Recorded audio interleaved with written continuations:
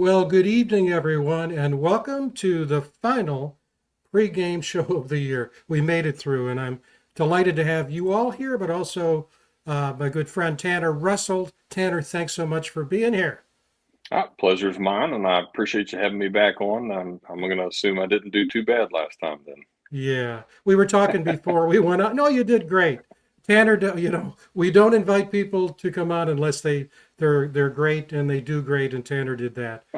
Tanner's going to say a few words about himself in a few minutes for those of you who may not be that familiar with Tanner. Played at Morgantown from Princeton, but we were talking before the show. This is a handicapper's nightmare, the game tonight, because the two teams are I don't want to say different levels, but they play different schedules and different circumstances, different leagues, and it makes it very, very difficult. Plus the obviously the turbulence in the Mountaineer program. But we'll get all to that in a few minutes. We'll be here till about 7:30. And again, thanks for being here, Tanner. And I'm going to put this little banner up that I put together on you, and that let me see, where did it go? Here it is. And just say a few words about yourself, your background, and when you played and what you played over in Morgantown. Well, sure. I was in Morgantown from the fall of '96 through the fall of 2000. So redshirted as a true freshman, and then 4 years after that. And those were Coach Nealon's last 5 years with the Mountaineers. Um, Played offensive line, right tackle, and played alongside some great guys within that team, and of course on our defense we had some fantastic quarterbacks, running backs, and it was it was just an absolutely great time. Had some good teams, and yeah, so And there's John C. I know him. Now that could be positive.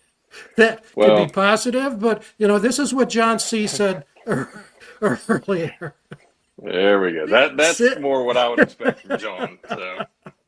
Obviously, he's a friend, so we So appreciate John, that. that's John Conte. He played center at WVU. He was a year ahead of me, but he's out of Morgantown High, and great guy himself. Yeah. Well, John, thank you for being here. Well, what do you make of this game tonight? What are your thoughts about it? So I think this one's a difficult game to pin down for a couple of different reasons, and one of them that you did mention, they are two different teams. Okay, so and we know they play two different schedules, and when you look at that, and I yes, I mean Memphis has a strong record through the season. However, the winning percentage for the teams they beat, it's not really what you would consider strong or having a good strength of schedule. On the other hand, with WVU has some losses stacked up. However, those are teams that, again, from a stronger conference, um, much better winning percentage on with those teams, even the ones that we did unfortunately lose to. So it makes it an interesting matchup. I know we have a couple of key players that have exited. They've hit the portal and they're kind of moving on. But surprisingly, I expected that number to be a little bit higher. Maybe even with some of the seniors simply sitting out for purposes of protecting their future or different things like that. But yeah, I mean, right now, I haven't seen a whole lot about Memphis losing any of their starters, their name players. So it should be an interesting matchup, I think, to say the Yeah. least. Yeah, one of the things we were talking, well, we're not saying go out in there and bet, and I don't bet. I don't know about Tanner, but uh, I always watch the bowl line, all the lines on game. This one is, I'm trying to say to myself, have I seen this before? It opened 3.5 WVU, and then flash forward about 5 days, it stood at -6 Memphis. That's a 9.5 swing from one team to the other, and I looked at it at 6:15 today, and it settled at 5, which means that it dropped a point or went a point in WVU's favor, which means that a lot of people are thinking one way or the other. And you talked about, you've seen this. I'm going to put it up here in a second. You talked too about the differences between these two teams. It makes it difficult. Um, and, if you look at that first lineup there on the left, you know, they played, Memphis played a Big 12 team last year, Iowa State, in the Liberty Bowl, and Iowa State was a big favorite, 10.5, and they just got whipped. It was much closer, much wider actually than the 10-point spread because Memphis was up by 23 points in the third quarter, and they gained a whopping 530 points in the game. And look, Iowa State was in the Big 12 championship game this year. But here's the thing you were talking about, Tanner, in terms of the schedule. If you look at that schedule on the right, they only played two teams with winning records. Navy, many of us saw them against Army this last Saturday, and they lost to Navy, by the way. And then the team that probably kept them out of any possibility for the college football playoff, because Memphis expected at the end of last season to be in the playoff this year. They lost to a 6-6 Texas San Antonio team. But one last point, and then I'll ask for your comments. That last item on the left-hand side intrigues me because obviously we've got two different caliber teams in terms of the competition, and that is that we all know that the ESPN has a power index, and it basically shows that Memphis and WVU are about the same. What's interesting is what the Football Power Index, the FPI, that many people don't know about. It's not as well followed. It basically calculates the expected point margin of a team versus an average opponent on a neutral field. Well, that's what we have tonight. And under those circumstances, Memphis would win by 2.1 points, and WVU would win by 1.8 points, which basically says they're equal. Because obviously it's less than a point difference. But then if you look at the bottom of that Memphis schedule, you'll see in the red print there that when you look at strength of schedule, it's just not even close. I mean, Memphis is in the bottom tier of all major teams in the country. And as you would expect, West Virginia is in the upper tier because of the fact that Memphis plays in the American, only played one power team, Florida State, and they went 2-10. And then West Virginia, obviously, playing in the Big 12 makes a big difference. But if you look at that schedule, most of the teams did not have winning seasons. North Alabama 3-9, Troy 4-8, Florida State, as mentioned before, Middle Tennessee had a down year. You go to Charlotte, change coaches, Rice, UAB. That's not a very strong schedule, and so as I look at it, that I think if West Virginia plays its game, and the psychology is really critical, that could be the great equalizer, so to speak. Your thoughts? Well, I would agree, and again, with this, that strength of schedule, and I know a lot of people that maybe listen in or just casually watch the game maybe don't take to heart how important that is. And it's the difference in competition, right? So what West Virginia is seeing on a week-to-week basis is or should be a whole lot different than what Memphis has seen on a week-to-week basis this season, especially and in particular. You can't take away from Memphis that they're a strong team. They do have a good record, strong quarterback, strong running game. They've got a lot of seniors on their team, so there's a lot of good things there. And again, when you take the same thing from WVU's side, quite a few seniors on the team. When you talk about Garrett Green, if he gets out and has the opportunity to just really have an option to run, throw, lead that offense like he can, it really should be a great game to watch.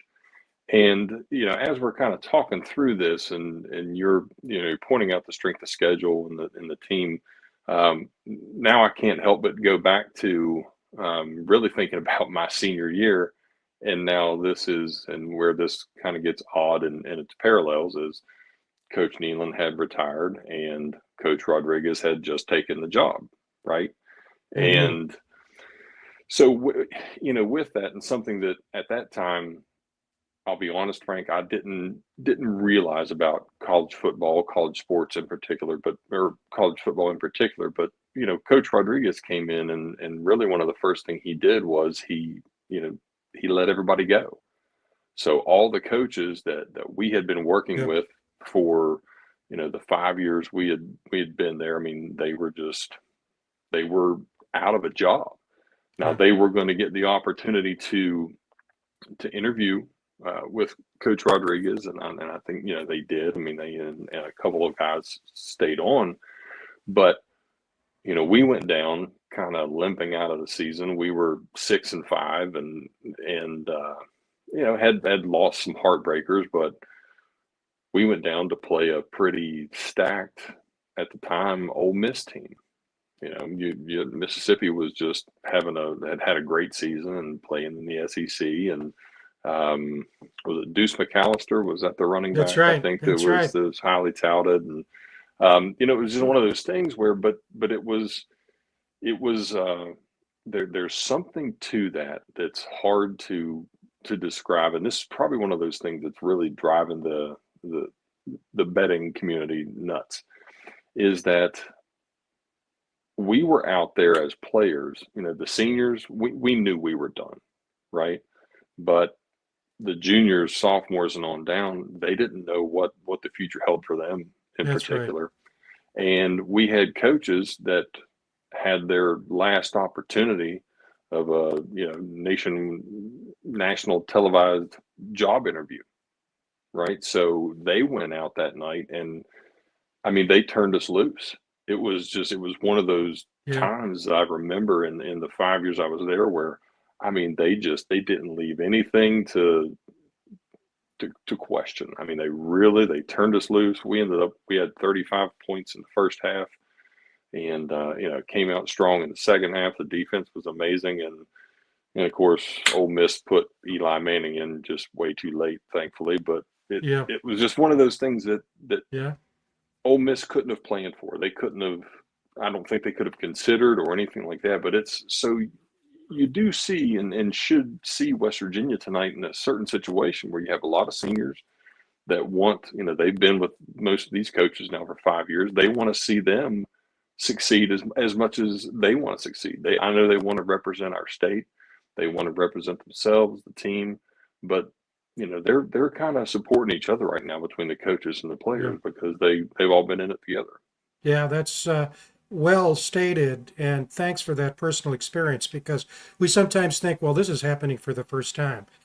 It doesn't. History repeats, and what you just said, Coach Scott said very well, and we also have a couple of more comments along those lines. Here's one from our good friend Mark Parsons. Similar situation in Libertyville versus Army when Army obviously played a group of five schedule and WVU defeated Army. And here's you've got fans here.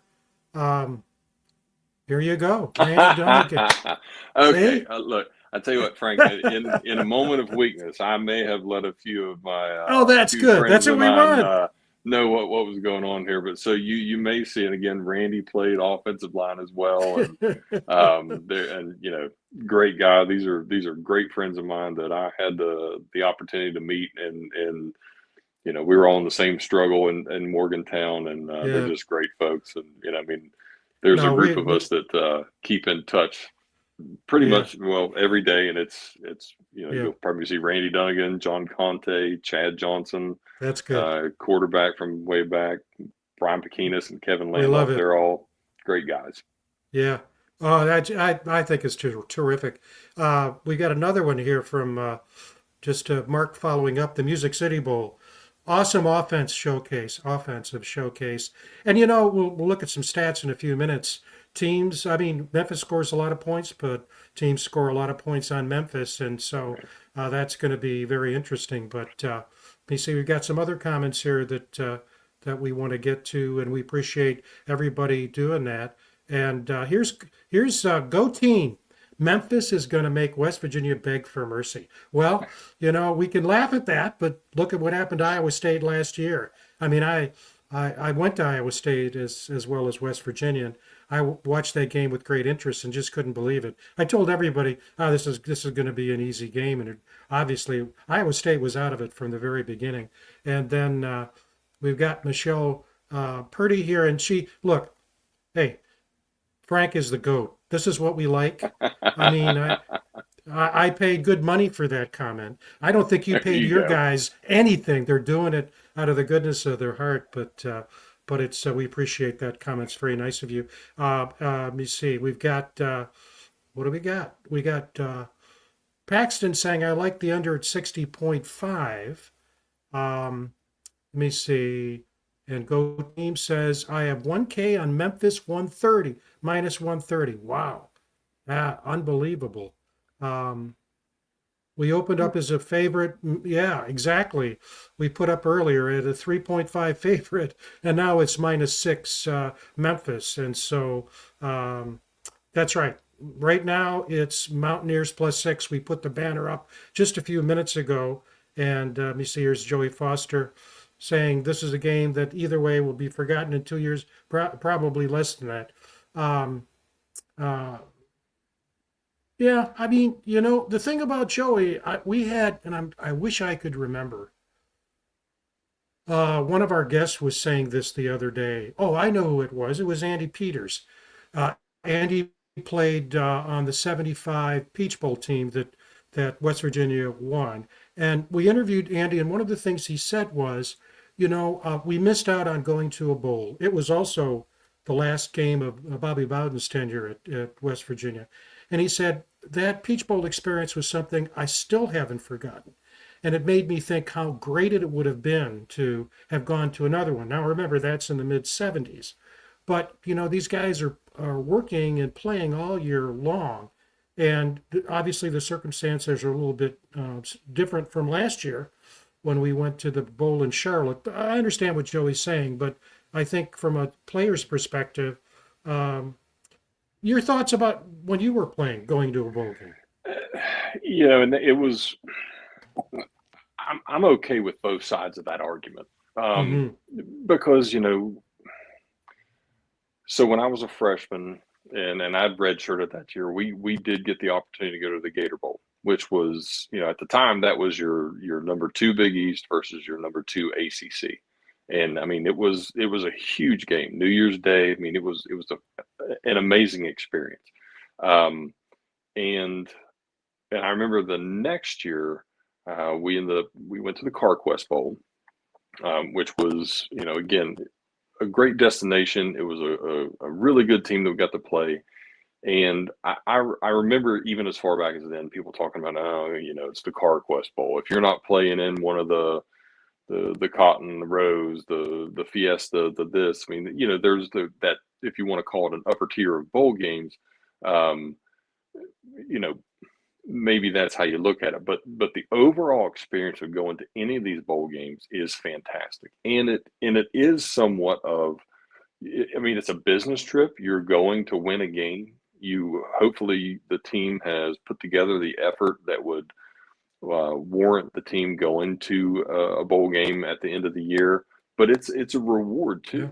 You get to go to, typically it was a nice destination somewhere that you probably weren't going to go just by some, stroke of luck, but there was always a large name sponsor, and they had the bowl events, and it would be anything from, spending time at a children's hospital or arcade with both teams competing against each other in something other than football. I mean, there's just a lot of nice opportunity there.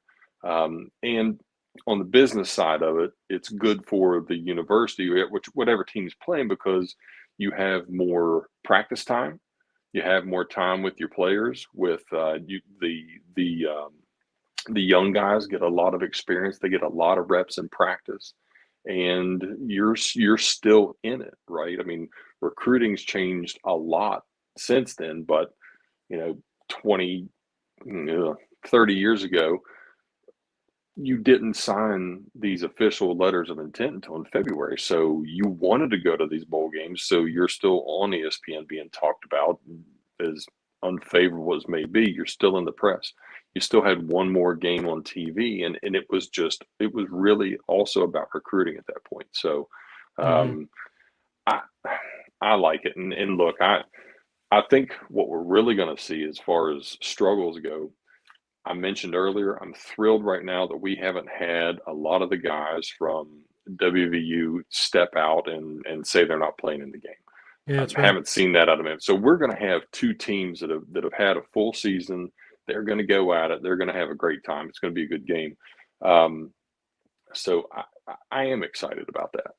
Yeah, What I hate seeing to college football right now is, and Marshall's the example right now where they literally had to back out of a bowl because they couldn't field a team. They just lost too many players to the portal, and that's a bigger concern for me regarding college football than somebody not liking the game and we'll forget about it in a year or two. I mean, maybe so, but it's an opportunity to put one more check in the good column yeah, for the team, and and the other thing is it does set the tone.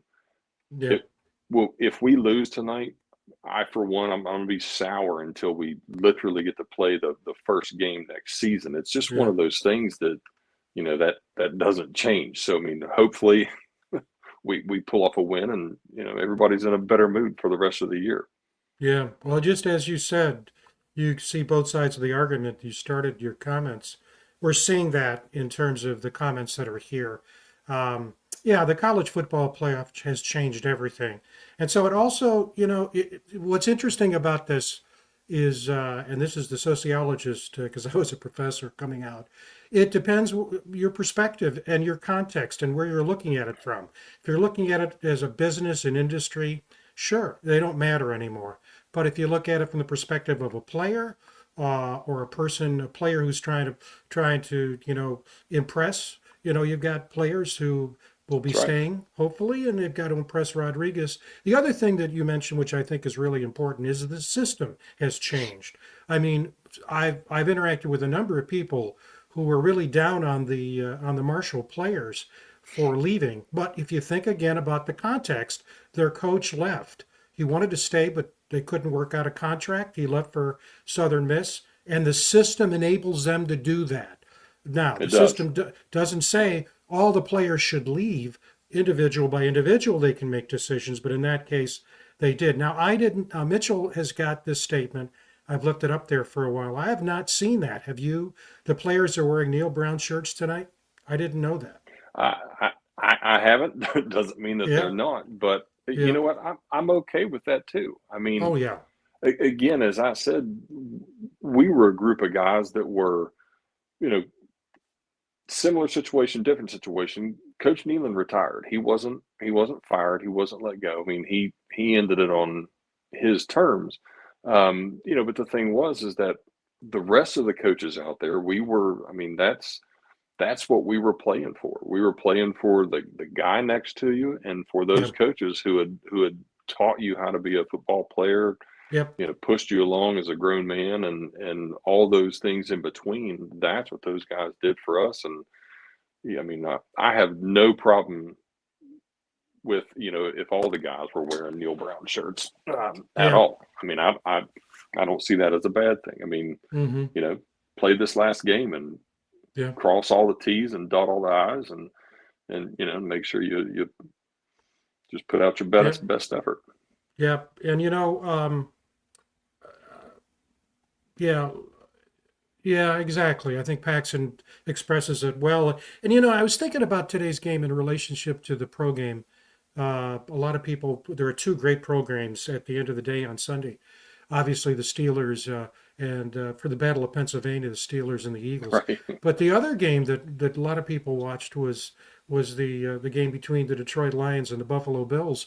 And Hmm. the Buffalo Bills, they're obviously phenomenal when it comes to passing.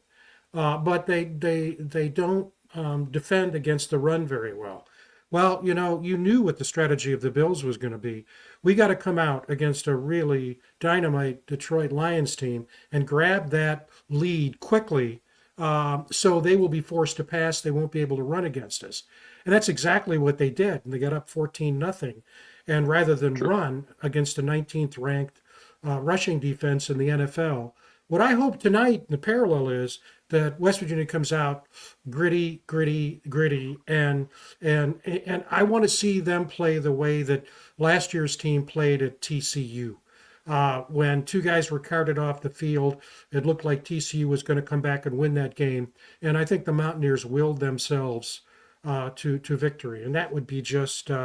And here's my wife say, love, loyalty to Coach Brown, good kids, and he did recruit good kids. There's absolutely no question about it.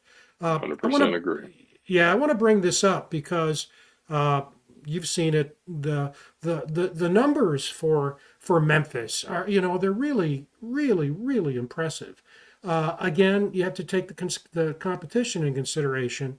But again, they had 500 and some yards against Iowa State last year. But this Seth Hennigan, now what's interesting about Seth Hennigan is he's been there for a while. That's a lot of yards, 3,200, with a 65% completion rate and a good touchdown to interception ratio. But if you move down a bit, there it is under the defense. The defense has let 65 sacks. Excuse me, 20, not 65. Get your numbers right. 25 sacks, which is they have 10 interceptions, but they've given up 25. They've given up 20. They've given up. Was that the offensive line? I may have that stat wrong. That may be they got 25 sacks. Any rate, can we edit that out? Because I think I just screwed up. Well, either hopefully, I don't think you'd be putting it on as a highlight if they'd given up 25 sacks, but Yeah, I think you're right. so most likely, I mean, that to me, that's a pretty stingy defense. 25 sacks is very aggressive. So, I mean, I think we can anticipate a lot of pressure tonight Yep. from their defense. And, I think they're going to have all eyes on Garrett Green because Yep. as Garrett goes, so then does the offense. And if he has the opportunity tonight to make the decisions and again to give him the run pass option would just I think puts us in the best position to take chunks of yardage, control the Yep. clock, and really grind it out. And we have the offensive line to do that. And I'm with you. I want to see him come out and just whether you want to call it pissed off, aggressive, however you look at it, they just need to come out mean tonight and really shoving some guys around. And then looking at these stats on is it Hennigan? Yeah. Mm-hmm. So I mean, 3,200 yards, 23 TDs, not a lot of interceptions. His completion rate scares me to death because as we spoke the last time that I had the chance to sit down with you guys, our secondary is the big concern. I think all season our defensive line has done a pretty nice job getting pressure. I do feel like we've, in most games, when we've been in the game, there are only two that, in my opinion, got away from us, but we've done a nice job controlling the line of scrimmage and keeping the run down to a minimum. But we consistently would get in those what you want to be in with a third and long, and we give up these just easy passes. We make it look exactly a little too easy, and it's you're not keeping the quarterback uncomfortable. They're not looking over their shoulder. They're just kind of having fun on third and long, and that's what gets us into trouble. And it's something we certainly just have to avoid tonight. Yep, absolutely. And if you look at the receiving column there, they're a lot like Baylor. And when I think of, and also Texas Tech, when you think of Memphis, they've got multiple wide receivers, four of them at least, three wide receivers and a tight end. And you can see that 2250. They'll go long. And also, I brought this stat up last Wednesday on our regular weekly show. They've got a running back that has more passing yards than rushing yards. He's behind Mario Anderson, who is just a beast. 17 touchdowns, no fumbles, 6.3 yards per carry. Yeah. But you notice he has 290 yards receiving, and Greg DeRosiers has more passing yards than rushing yards. They do a lot of flare. They attack both downfield and also they go side to side. So that's something you've really got to watch. And for me, you hit the nail on the head as far as I'm concerned, Tanner. This comes down to the Mountaineer defense. If we don't challenge, if our line doesn't challenge Hennigan, if they find holes in our defense and make long plays, then we're gonna be just like the Lions were the other night in a catch-up game, and it's just gonna be. We don't want a repeat of the Texas Tech game. I guess is the No, best way to describe that. Yeah, we just no, don't want agree. that. And on top of that, the one thing that we've been talking a little bit about here, and I do, I'm really thrilled that most of our guys are out there tonight. Hmm. But if we're going to talk about defense and we're going to talk about having to slow down the running game and kind of control that mid backfield area from the defensive side, losing Trotter is just Big. it's brutal in my opinion. I was honestly I was holding out all kinds of hope that he would maybe be as excited as a lot of people are with Coach Rodriguez coming in, that we'd be able to talk him out of that portal. But I think I read today where No. he did make a decision, and Yeah, he's going so to. Yeah, where was it? Missouri? Is that Missouri. where? Yeah. Well, Yeah, yeah. He explained it, I think, very well. He wasn't just sort of wanted. They really went after him. So, yeah, and with the way things are with the portal, he's not only an established. I mean, I think Coach Prime probably describes this as well as anyone. Said, when you go into the high school, recruiting high school players, you're going for potential. You've seen them play at the high school level, right. but it's potential. You haven't seen them play at the collegiate level. But when you're going into the portal, you can actually see how guys are doing at the same level, and so Missouri, I think, and also an upgrade. Many would say in the SEC with the competition there. That's arguable, obviously, but he didn't stick around. On the other hand, I checked this afternoon, and pretty much I didn't see anybody um, on the high school recruitment list for West Virginia, 21, 22 kids, shouldn't say kids, players, who basically reneged on their commitment. And I only saw five Mountaineers in the portal, and obviously Trotter was the headliner on that. So four others, Sure. and so you're not necessarily seeing the kind of activity that you might see, because obviously the current staff recruited the high school players, and the current staff oversaw the players on the team. But at least yet we're not seeing that either before the announcement of Coach Rodriguez or after. And as you say, that's a hopeful sign.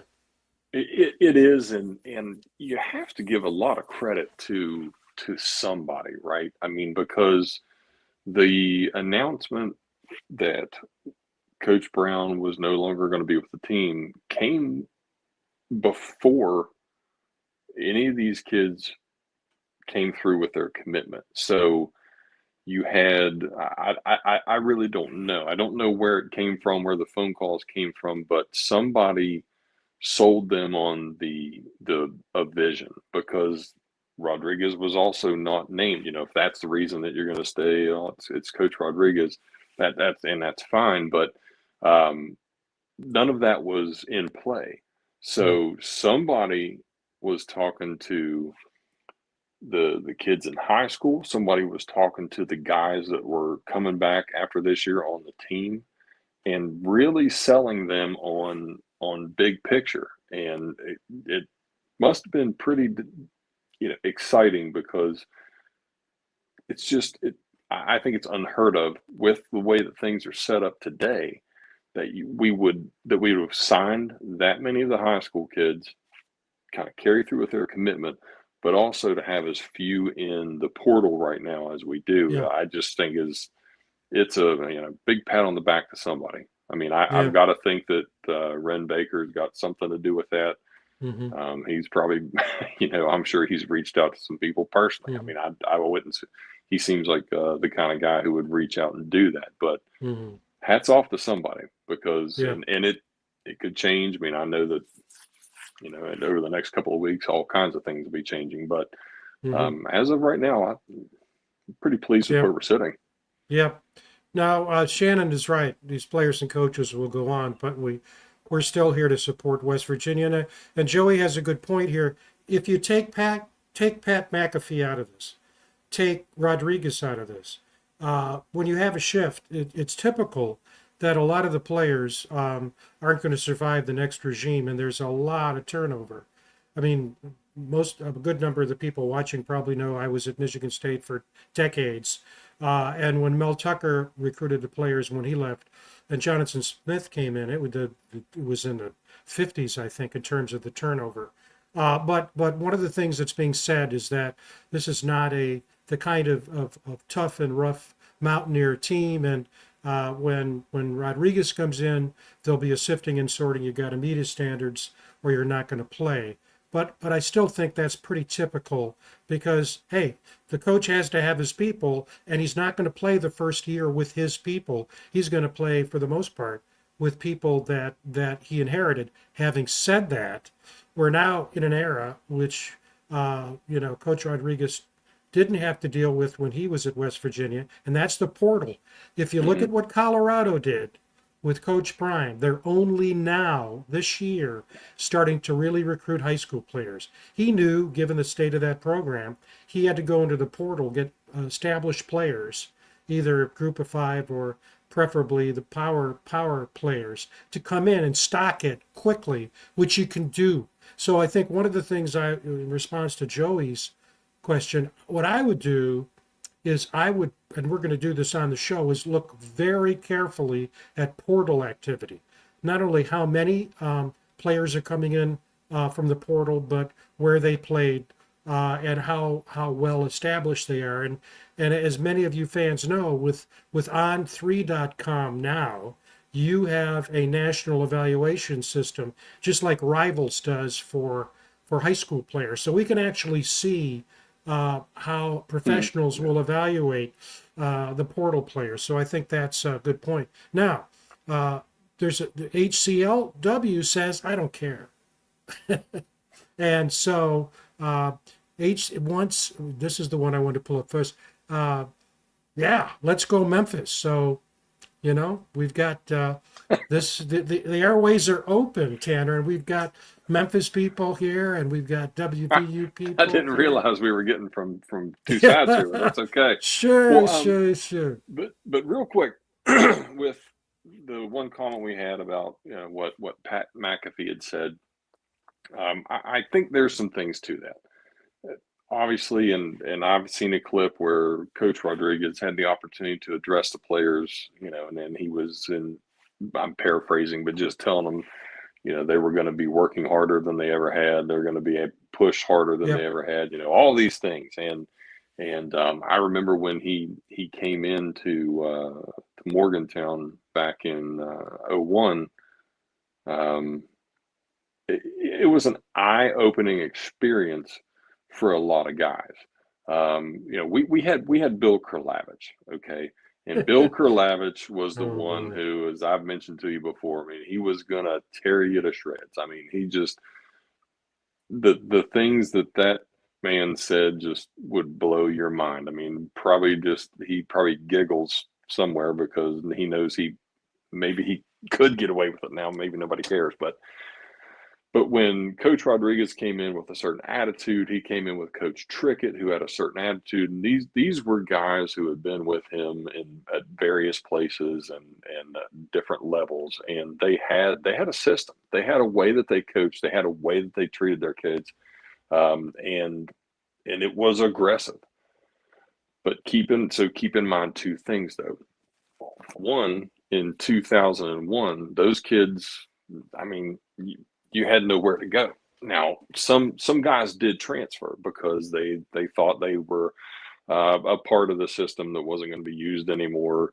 A tight end, as example, they might have taken off, but also you couldn't, as a coach, really force anybody's decision. You couldn't force their hand, and so there were some players that I remember reaching out to me. They were like, "Hey, Coach Rodriguez just doesn't think that this is going to be a fit," but they decided to push on anyway, and ended up having great careers at WVU. So there's going to be a lot of these kids that embrace all of that. Some may leave, some may try to see what it's going to look like for a year, some may not like it, and they may take off. And I think that's something we talked about the last time that I was on, was just that it's difficult now with the ease of the portal and the lure of maybe a different, better situation. You really try to coach these kids up in a mental toughness type way, and they're not open to it. It's almost a generational issue, but they might stick around. Oh, well, yep, I don't like this.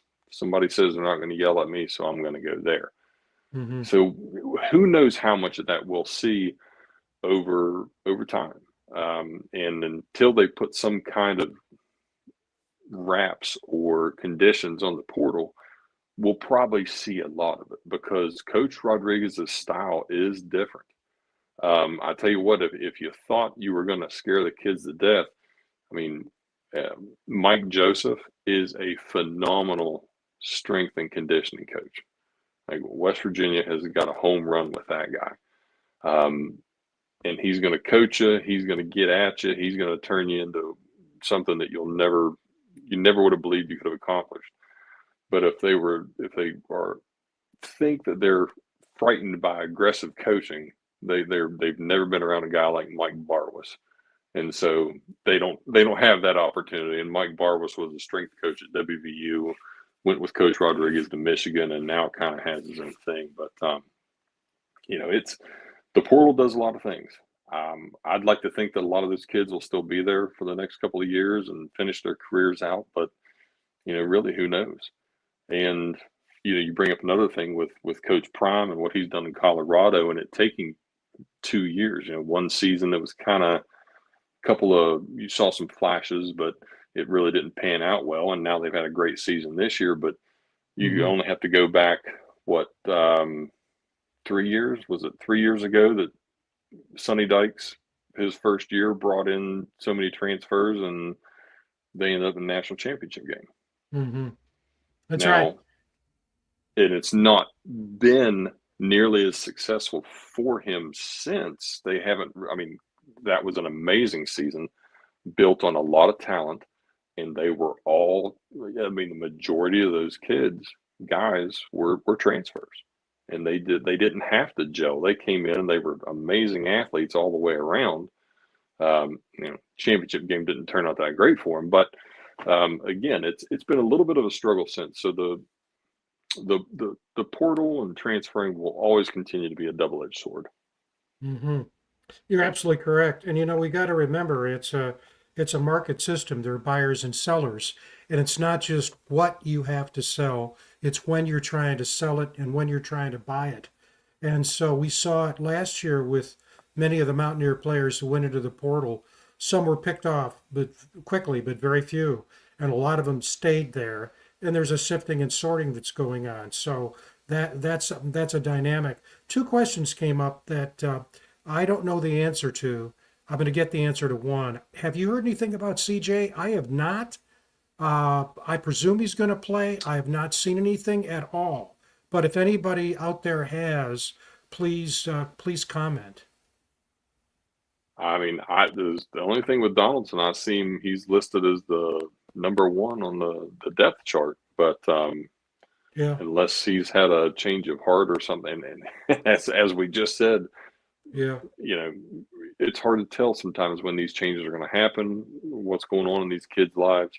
But as far as I knew, he was still number one on the depth chart. Yeah, and this one Joey raised is going to be bad tonight. I'm looking at it right here. It's 68 degrees. mostly clear in Frisco with wind at 8 miles an hour. Uh, and let me just check in terms of the I don't see any rain. In fact, what I can do is I can actually go to my zero possibility of rain. Now, oftentimes what I'm looking at is not exactly what happens, even at the place where I am. No rain, and you walk outside and it's raining. But it says no rain with hardly any wind, and that's important because as I put up on the chart just a few minutes ago, they use two field goal kickers, short and long. And obviously their quarterback. And I agree, just from a distance. Yeah, in fact, here's Patrick, no rain. I didn't see that. Joey says he's playing, which is CJ. The Yeah, I think that, yeah, and this is an insider. HCLW defense, strong linebackers, line from my perspective, so D-backs, so, but it's up to the offense. And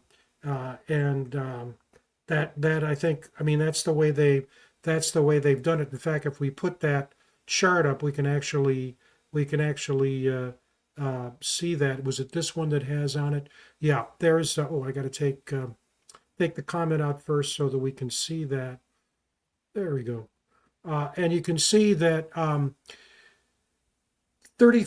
The average score this year for Memphis was 35. Memphis 23 opposition. And one of the things I didn't talk about before, Tanner, is that they're very good at third and fourth down. I mean, they're rated 50% in third and fourth down territory. And nationally, again, get a look at the schedule. Their total offense is in the top 25, and obviously WVU's is not.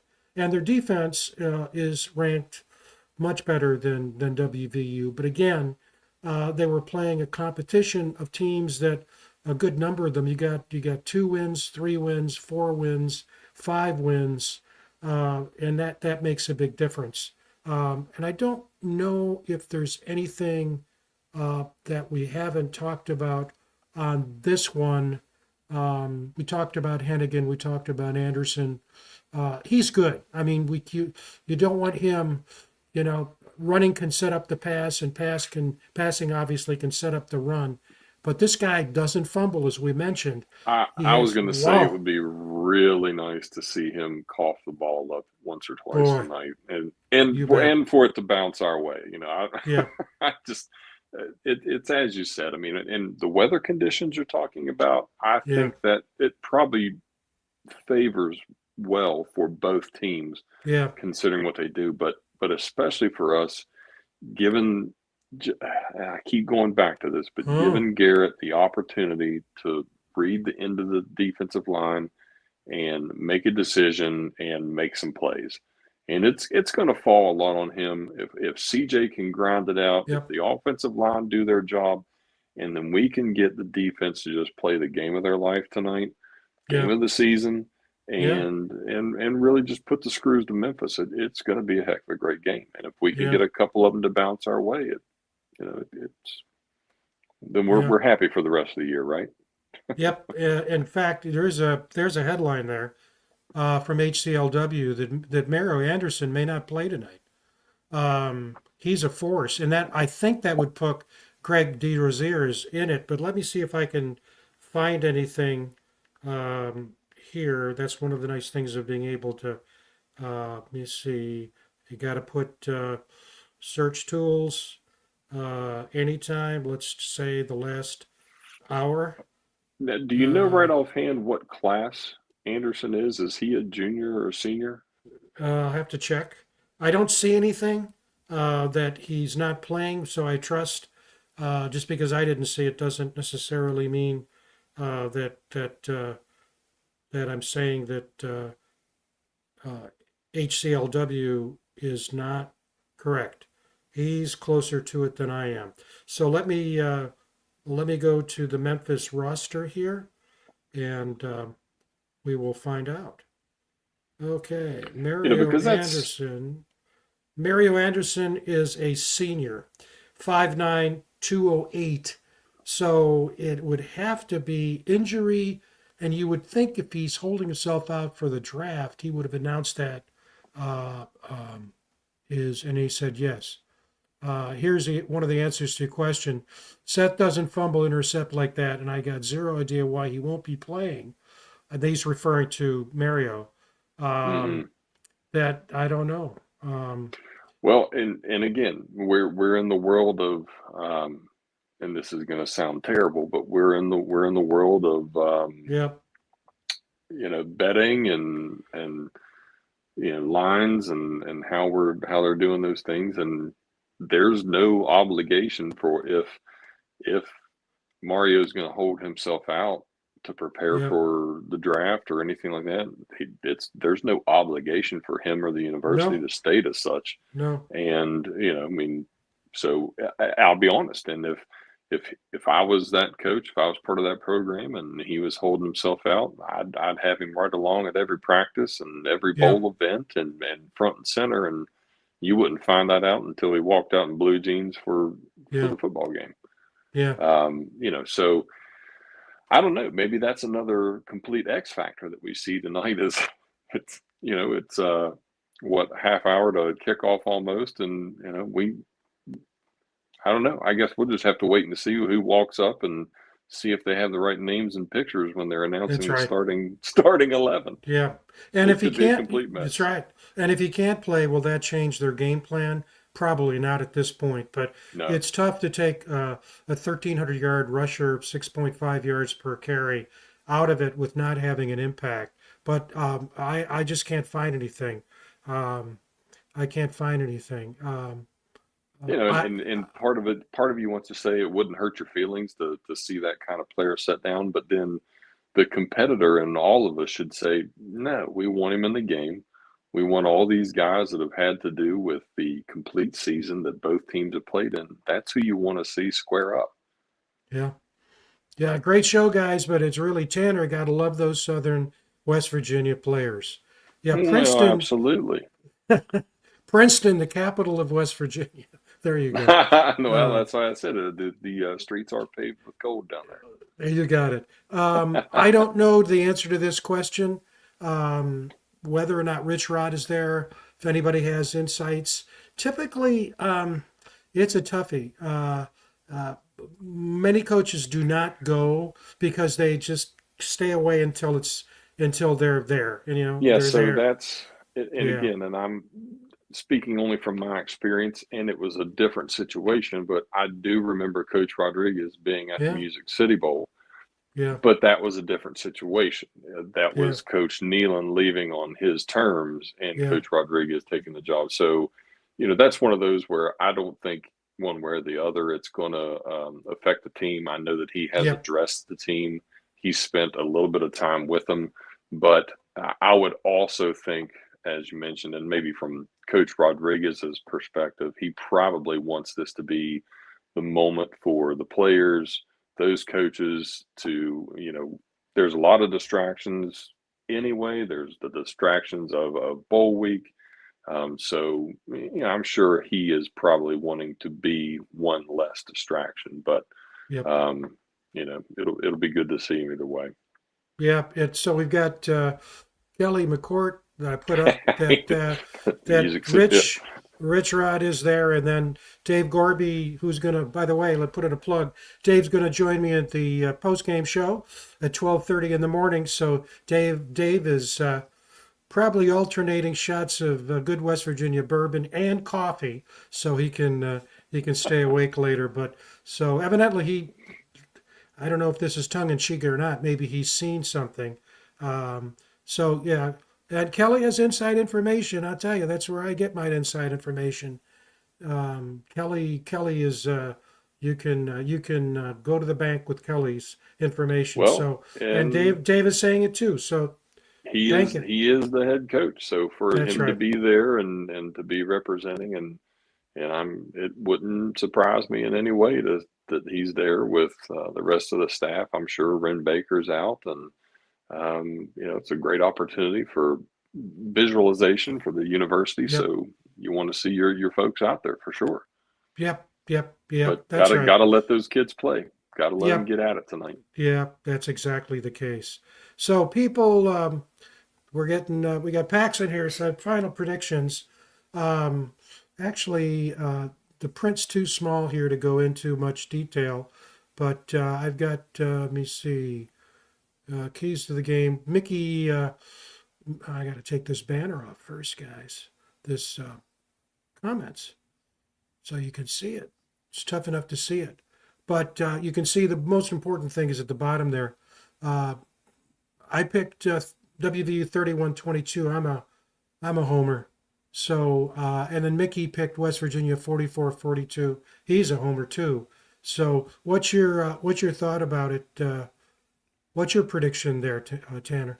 Well, so then you guys are definitely taking the over from what it sounds like. And Yeah. I truly think it could turn into one of those games tonight. I think it's going to be one where Memphis is going to be difficult to slow down, and West Virginia is going to need to get in a rhythm. They're going to need to answer, and every time they have a chance, they're going to have to put points on the board.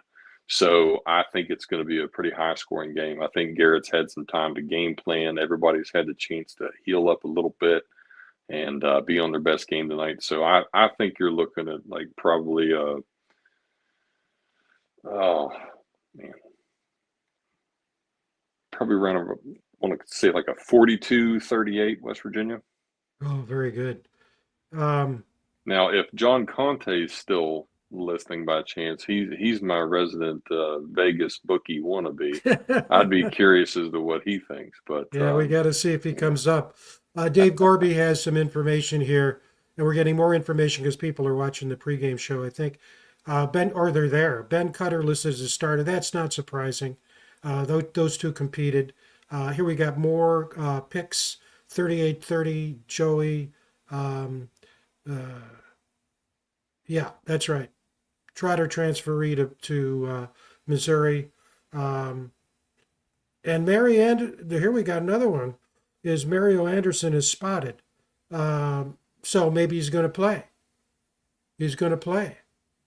We got some guys here that I've got. Wait a minute, it's coming to me right now.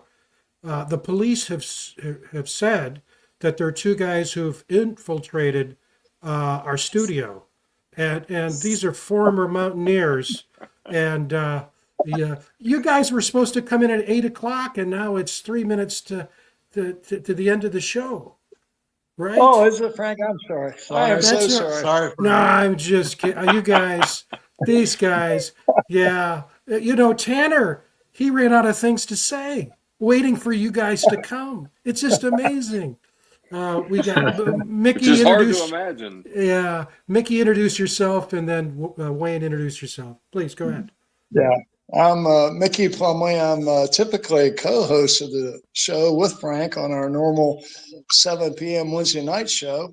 And I'm so happy tonight to be at my WVU college roommate's lake house up at Lake Lanier, Georgia, where we just had a wonderful dinner. And we're getting ready to watch the Mountaineers go on to victory tonight against the Memphis Pussycats or Wildcats or whatever they're called. Anyway, with that, Amen. I'll introduce my friend whom I've known, and his wife sitting across the table. She did not want to come on camera with us, but I have known these folks, Frank and Tanner, since 1966. Just a little bit. So it's 34 plus 24, 58 years. He's telling my age. Yeah, isn't that something? Introduce yourself. Hi, Yeah. I'm Wayne Brooks. I'm glad to be with you guys tonight. Looking forward to the game. Yeah, And great. tell them a little bit about your background, how you got to WVU. Well, it's an interesting story. I in high school, early on I signed with South Carolina, and as the year went on, South Carolina changed coaches. They brought Paul Dussel in to be the head coach at South Carolina, and I got a letter in the late spring, and they told me that they were rescinding my scholarship. So I figured, I said, well, this is probably the end of my football days. So I'll just get on with college. So anyway, we were practicing for graduation in late May. And I was pulled out by Coach Jack Fligg, and he pulled me out and said, "We'd like for you to make a recruiting trip to West Virginia." I said, "Well, I don't even know where West Virginia University is." And he Probably couldn't get there. He said, "It's in Morgantown, West Virginia." He said, "We want to have you up for a recruiting trip." I said, "Okay, well, I'll go." I said, "What else?" Yeah, so I went. We had a great weekend. And I signed. With Coach Carlin, and had a great 4 years at West Virginia. It was just a wonderful experience, and at the had a great season. We ended up playing. Had a good season. We ended up going to the Peach Bowl, and lo and behold, who do we play? But South Carolina, and Paul Very Diesel, great. who he was supposed to go play for. who I got the letter from. But Paul rescinded his scholarship. What a story, huh, Frank? Great story. And we ended up playing South Carolina, who was in the top 20 that year. They won the Atlantic Coast Conference, and we played them and beat them in my hometown of Atlanta. So it was just meant to be that I be at West Virginia. That is fantastic. Absolutely. Guys, that's a great story. We've got Scram here, so why don't we go around the horn? Final comments. You're thinking about the game. Your prediction. We'll start with Wayne, then Mickey, and we'll end up with Tanner. Your prediction. Okay. Well, I'm picking West Virginia, of course, but I'm hoping it'll be very interesting to me to watch when you have a coaching change. Sometimes it can affect how you play and how you approach a game. So it'll be interesting to me. But I am picking West Virginia. I believe we should win the game and move on toward bigger and better things with Rich Rodriguez. Okay, Mickey, it's yours. Myself as well, Frank and Tanner. Of course, I'm picking the Mountaineers to win, as we discussed last Wednesday night on Mountaineer Locker Room then and now. I've got the Mountaineers winning. I think it'll be a high-scoring game, but I think we're going to come out on top. 44-42 will be the final score. And Frank, you know my record from the Wednesday night show, right? Yeah, you're very good. Yep, you beat our ass. That's a lot of points, mate. Yeah, I know. I know, Yep. but Memphis has scored a lot of points this year. I think the real key to the game, Frank, is you and I have discussed previously, is Memphis has got a quarterback that has started since he was a freshman. Mm-hmm. So he's in his 5th year there. Very balanced, good game manager, both a great passer and a contending runner. And then they had that running back that's gained over 1,200 yards this year. But, the 2 times that they went down to defeat this year, and let's face it, their schedule was suspect. The quality of teams they played, even though they're 10-2, was very suspect. Mm-hmm. And I like the way that Navy approached the game. Yeah. Navy beat them, but Navy, established the running game and ran and controlled the clock, kept the ball out of that quarterback's hand, and defeated them, as well as University of Tennessee, that really small school upset them as well. So it could go either way. Who knows? But I look for Garrett Green in particular to live up to his potential and end his college career on a winning note. Absolutely. Absolutely. Go out on a positive note. Okay. Tanner, it's been so great having you with us again. We hope we can do this again. You'll get the paycheck at some point when we start. one of those NIL tutor biscuits. Oh yeah, that's it. It's what I'm concerned about now. Don't you go in the portal though? Don't go in the portal. No, seriously. I'm blue and gold. You did a fantastic job again. Final comments, please. So again, I'm with everybody here. I think we're going to see a really good game. The thing that the Mountaineers have in their corner that is hard to game plan for, hard to understand unless you're sitting in those shoes, is there's just no guarantee of anything for any of those coaches or any of the older players right now. They kind of Mhm. feel like tomorrow is just cloudy looking out. So I think Yep. it makes them very dangerous. I think the Yeah. coaches are going to be out there to showcase the team. The team's out there to win for their coaches, win for their state, win for their brother right beside them. So I think it makes them very dangerous. And I think we're going to see a high scoring Yep. game. But again, I think a 44-38, 44-36 WVU. Well, that I agree. Can't say it any better. And thanks everybody for watching. We've really enjoyed it. Comments were first rate. And if you have a chance, come and watch us, Dave Gorby and myself. Let me also say that we really miss Greg Crist. He's still under the weather. Ordinarily, he'd be with us for the pre and the post game, but he cannot. So Dave Gorby will be with us. And there's another comment yeah, boy. So we still got some betting line action going here. Joey took the over. Boy, a lot of activity. Let's we know it's the holidays, so let me run a commercial here, a clip. A good friend, Ty Bullock, great West Virginia bourbon. We strongly recommend. You can buy it at your local package store, or you can get it right from his store in Charleston. We're going to play the spot here. We think it's pretty good, very informative with Ty talking. And then again, thank you everybody, and hopefully we'll see a number of you during the post game show. So for Wayne and Mickey and Tanner, this is Frank Fear. Take care, everybody. Good night.